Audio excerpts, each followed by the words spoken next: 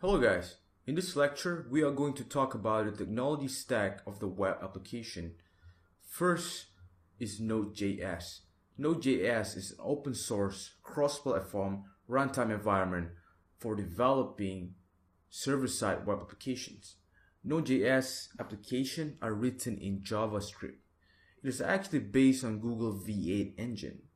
And if you go on and check Chrome browser is actually built by using V8 engine as well. You have the power of browser programming language on the server side.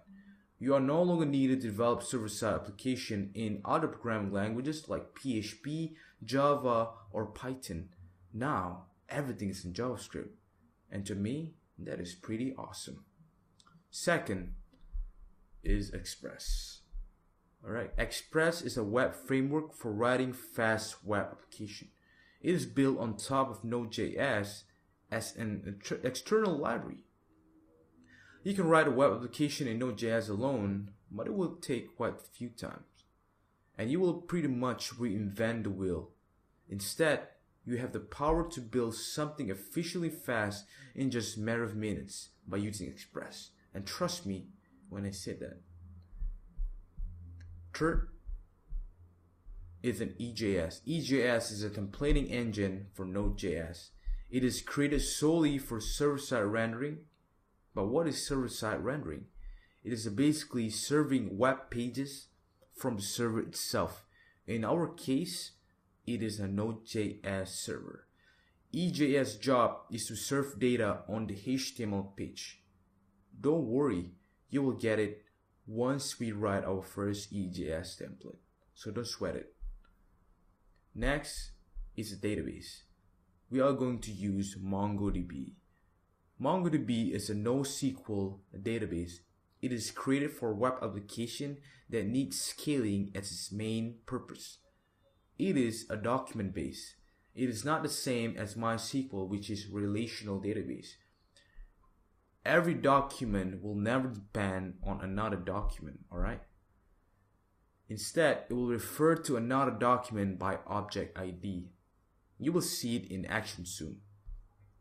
As you can see, great companies like Foursquare, Now.tv, MTV, Forbes, and General Electric are using as their database.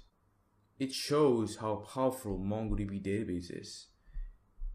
You can read the documentation if you're curious of its own capability. You can click docs and you can read it if you are curious. You can search, you can check on, and you can read. Next technology that we're going to use is Elasticsearch. Elasticsearch is an open source search library. We will be using this library to help us query a certain product from the MongoDB database. It will be really amazing to implement it to the web application.